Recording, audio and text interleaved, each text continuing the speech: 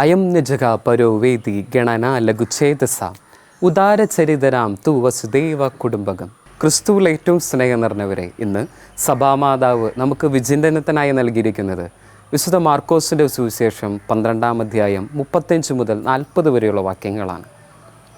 നാം ഇന്നത്തെ സുവിശേഷത്തിലൂടെ കണ്ണോടിക്കുമ്പോൾ നെയ്മന്നരെക്കുറിച്ച് ക്രിസ്തു വിമർശിക്കുന്നത് നമുക്ക് കാണാൻ സാധിക്കും. നാം തുടക്കത്തിൽ തന്നെ ഒരു സംസ്കൃത ശ്ലോകം കേട്ടായിരുന്നു.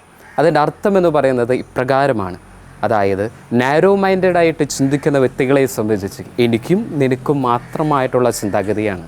പക്ഷേ ജനറസായിട്ട് ചിന്തിക്കുന്ന വ്യക്തികളെ സംബന്ധിച്ച് ഈ ലോകം എന്ന് പറയുന്നത് ഒരു കുടുംബമാണ്. ക്രിസ്തു അത് തന്നെയാണ് നെയ്മന്നവരോടും പറയുന്നത്. നിങ്ങൾ ആവസിക്കുന്ന ഈ കുടുംബം, ഇസ്രായേൽ ഭവനം എന്ന് പറയുന്നത്, അതൊരു വലിയൊരു കുടുംബമായിട്ടാണ് അവർ ചിത്രീകരിക്കുന്നത്. നാം ഈ സുവിശേഷത്തിലൂടെ കടന്നു പോകുമ്പോൾ ദാവീദിനെ കുറിച്ച് നമുക്ക് കാണാൻ സാധിക്കും.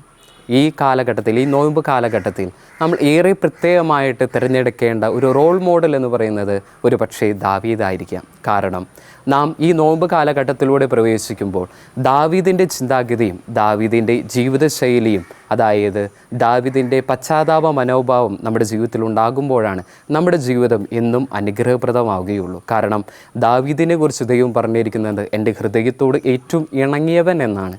എന്തുകൊണ്ടായിരിക്കും ദൈവം ദാവീദിനെ കുറിച്ച് എൻ്റെ ഹൃദയത്തോട് ഏറ്റവും ഇണങ്ങിയവൻ എന്ന് പറഞ്ഞത്?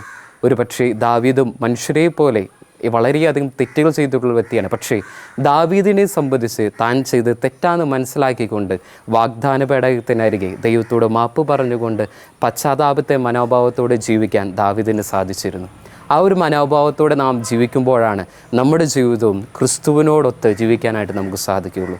അതുകൊണ്ട് ഏറെ പ്രത്യേകമായിട്ട് പ്രിയ വിശ്വാസികളെ ഞാൻ ആഹ്വാനം ചെയ്യുകയാണ്. നമുക്ക് ഏവർക്കും ദാവീദിനെ പോലെ പശ്ചാത്താപ മനോഭാവത്തോടു കൂടി ആയിരിക്കുമ്പോൾ ക്രിസ്തു നമ്മെക്കുറിച്ചും പറയും, അവൻ എൻ്റെ ഹൃദയത്തോട്, അല്ലെങ്കിൽ അവൾ എൻ്റെ ഹൃദയത്തോട് ഏറ്റവും ഇണങ്ങിയവൻ അല്ലെങ്കിൽ ഏറ്റവും ഇണങ്ങിയവൾ എന്ന് പറയും.